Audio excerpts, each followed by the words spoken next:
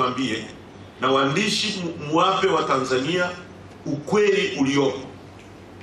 Ni maajabu kwamba kwa mfano mtu anasema wameondoka watu 3000. Hao watu wenyewe walipoenda hata ukumbi hauchukui watu 400. Hivi nyie mnawalisha wa Tanzania hivi vitu kwa sababu gani? Yaani ukumbi hauna capacity ya kubeba watu 4000. Lakini chombo cha habari kinaandika kwamba wameondoka watu 3000. Sasa watu wamekaa wapi? Ni mambo ya ajabu na ya kusikitisha, lakini Watanzania wanaelewa hayo mambo. Jambo la pili ninalotaka kusema na kwa kifupi pia ni kuhusu agenda ya no reforms no election. Na tunataka tutafakari wote kwa pamoja. Je, tunachokipigania ni kweli, ni cha kweli kwenye agenda ya no reforms no election? Ni kweli?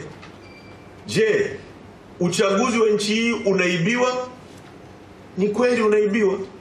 Je, kwenye uchaguzi wa nchi hii watu wanauawa, ikiwemo uchaguzi wa serikali za mitaa ambako mwaka jana ameuawa watu wawili, ameuawa Tunduma, ameuawa na Manyoni nyumbani kwake. Mgombea wa Chadema amepigwa risasi na polisi na mpaka sasa hakuna aliyewajibishwa. Je, watu wanauawa kwenye uchaguzi? Ni kweli watu wanauawa. Je, mawakala wetu wanakuwa mistreated, wanatolewa kwenye vituo, hawapewi nafasi za kusimamia matokeo, wakurugenzi ndio wanaamua nani awe wakala, nani asiwe na wakala? Ni kweli?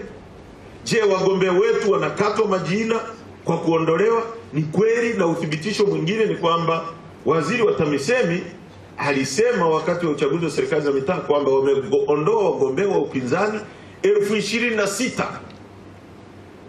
na hakuna mgombea wa CCM aliyeondolewa hata mmoja kwa kutokujua kusoma na kuandika. Na miongoni mwa mambo ya kijinga kuwahi kutokea kwenye nchi hii ni kwamba wakili Deogratius Mahinyira, wakili wa mahakama kuu, ameondolewa na gombea kijiji cha kwao kule Berege kwamba hajui kusoma na kuandika, lakini mgombea wa CCM darasa la 4 anajua kusoma na kuandika kuliko wakili.